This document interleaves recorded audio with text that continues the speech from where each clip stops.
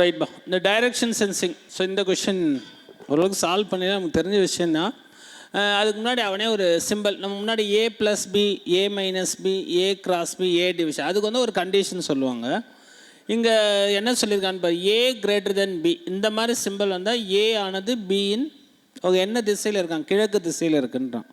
A is to the என்ன சொல்கிறான், east of B, இந்த மாதிரி கண்டிஷனாக சொல்கிறான். இதை ஃபஸ்ட்டு படிக்கணும் கூட அவசியம் இல்லை. அவன் என்ன கொடுத்துருக்கான் ஃபைனலாக கண்டிஷன், இதை வச்சு தான் சால்வ் பண்ண போகிறோம். ரைட்டாப்பா, இந்த கண்டிஷன்லேருந்து ஆரம்பிக்க போகிறோம். ஃபஸ்ட்டு இதை படிங்கப்பா. இதில் ஃபஸ்ட்டு இந்த எக்ஸு லெஸ் தென் ஒய், இதை ஃபஸ்ட்டு தனியாக படிங்க. அதுக்கப்புறம் என்ன பண்ணுங்கன்னா இந்த ஒய் இசட் இந்த சிம்பிளை பார்த்து படிங்க. அதுக்கப்புறம் என்னென்னா இந்த இசட்டுக்கும் டபிள்யூக்கும் என்ன ரிலேஷன், அப்புறம் டபிள்யூக்கும் விக்கும், இந்த திசைகளை நம்ம 1 by 1 எழுதப்போம். ஃபஸ்ட்டு வேணால் தனித்தனியாக பிரித்து கூட எழுதிக்கலாம். எக்ஸ் லெஸ் தென் ஒய்னா என்ன, இதான் ஃபஸ்ட்டு. அடுத்தது ஒய் இந்த மாதிரி ஒரு ஆரோ மார்க் மேலே போட்ட மாதிரி இருக்கா, இந்த கண்டிஷன் தான் 1 by 1 நம்ம பார்த்து படிச்சுட்டே வரப்போகிறோம். ரைட்பா, இது செப்பரேட்டாக எழுதிட்டோம்பா.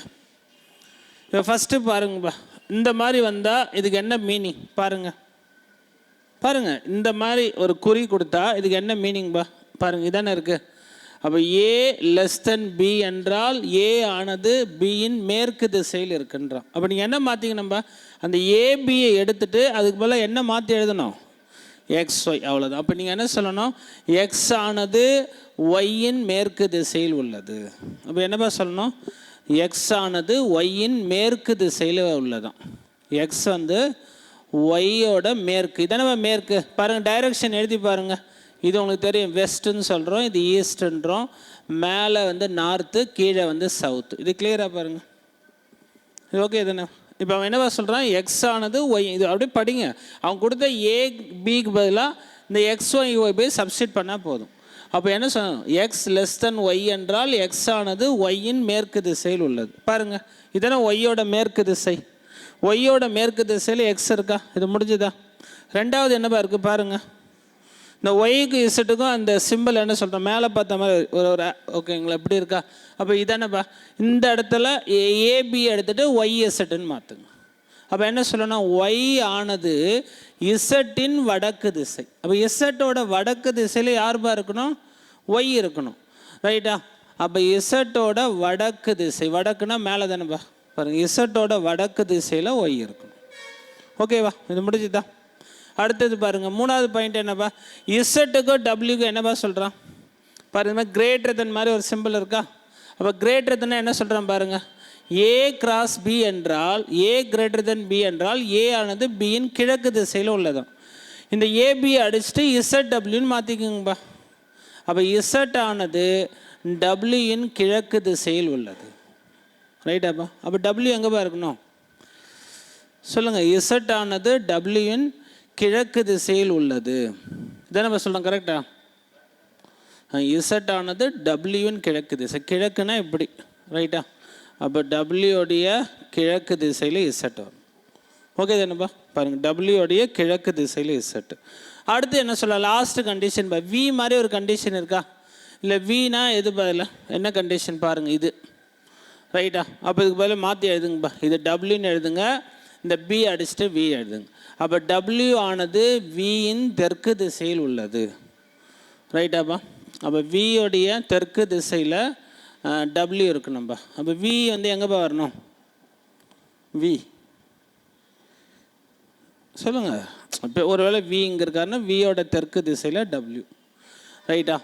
இப்போ நமக்கு என்ன இதில் கொஷின் கேட்டிருக்காங்க, எக்ஸை பொறுத்து டபிள்யூ எந்த இதில் என்ன பிரச்சனை, இதில் திசை மட்டும்தான் இதில் கொடுத்துருக்கான். அந்த டிஸ்டன்ஸோடு ஓரளவுக்கு கேட்டானா இது கரெக்டாக சொல்லலாம். ஒருவேளை எக்ஸ் இங்கேருந்து டபிள்யூ இங்கே இருந்தால் எக்ஸை பொறுத்து டபிள்யூ எந்த திசைன்னு சொல்லலாம்பா. ஒருவேளை இப்படி இருந்தால் இது என்ன திசை பாருங்கள், இது என்ன திசை சொல்லலாம், சவுத் ஈஸ்ட்னு சொல்லலாம். இப்போ ஒருவேளை டபிள்யூ வந்து இந்த பக்கம் வந்தால் நீங்கள் என்ன சொல்லுவீங்க, சவுத் வெஸ்ட்டு தென்மேற்குன்னு சொல்லலாம். ஒருவேளை இது ஸ்ட்ரெயிட்டாக இருந்தால் நம்ம என்ன சொல்லுவோம், தெற்கு திசை. இது வந்து மாறும். இது கரெக்டாக ஆன்சர் சொல்கிற மாதிரி இந்த கொஷின். ரைட்டா. அவன் புக்கில் ஆன்சருக்கு என்ன கொடுத்துருக்கான்னா சவுத் ஈஸ்ட், இதை நம்ம கொடுத்துருக்கான். என்ன கொடுத்துருக்கான் ஆன்சர் பாருங்கள், உங்களுக்கு ஆன்சருக்கு ஐ திங்க் சவுத் ஈஸ்ட்னு நினைக்கிறேன். ரைட்டா. கொடுத்துருக்குற ஆப்ஷன் பிரகாரம் பார்த்தா 2 வாய்ப்பு இருக்குது, சவுத் ஈஸ்ட்டும் வரலாம், சவுத் வெஸ்ட்டும் வரலாம். இது பர்ஃபெக்டாகவே சொல்ல முடியாது இந்த கொஷின். இது டிஸ்டன்ஸோட கொடுத்துருந்தானே இப்போ சொல்லியிருக்கலாம். ஸோ அது ஒரு இஷ்யூ தான் இந்த கொஷின். ஐடியா பார்த்துங்க ரைட்டா. இந்த கொஷினோட மெத்தட் மட்டும் பார்த்துங்க எப்படி சால்வ் பண்ணியிருக்குன்னு. இது ஒன்றா சும்மா ஒரு ஐடியா பார்த்துலாம்பா. திசைகளை வரைங்கப்பா. வரைஞ்சிட்டு அப்படியே எழுதுங்க. மேலே நார்த்து, கீழே சவுத்து, இது ஈஸ்ட்டு, இது வெஸ்ட்டு, இருக்கக்கூடிய எல்லா திசைகளும் அப்படியே எழுதிக்கலாம்பா. இப்போ அவன் என்ன இதை கம்பேரிசன் சொல்கிறான், என்ன முறையில் இந்த கேள்வியை அவன் சால்வ் பண்ணுறான் அப்படின்னு பாருங்கப்பா. என்ன சவுத் ஈஸ்ட்டை நார்த்துன்றான். சவுத் ஈஸ்ட் எங்கேப்பா இருக்குது? தென்கிழக்கு திசையை வடக்குன்னு சொல்கிறான். அப்போ இங்கேருந்து எவ்வளோ ஆங்கிள் ஷிஃப்ட் ஆகுதுப்பா பாருங்கள். இது பக்கத்தில் இருந்தால் 45ன்னு சொல்லுவாங்க.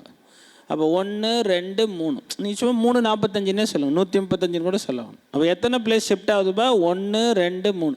இது கடிகார முள் திசையா, கடிகார முள்ளுக்கு எதிர் திசையா? எதிர் திசை, ஆன்டி கிளாக் வைஸ். இதுதான் கிளாக் வைஸ், இப்படி வந்தால் கிளாக் வைஸ், இது ஆன்டி கிளாக் வைஸ். ஓகே. அப்போ ரெண்டாவது என்ன சொல்கிறான்னு பாருங்கள். வடகிழக்கு திசையை மேற்குன்னு சொல்கிறோம். அப்போ வடகிழக்கு அப்படின்னா நார்த் ஈஸ்ட்னா இதுப்பா. இங்கேருந்து பாருங்கள் 1 2 3, அதே தான். அப்போ எப்படி வரான்? 3:45 டிகிரி கடிகார முள்ளுக்கு எதிர் திசையில் வரும். அதே கண்டிஷன் தான்.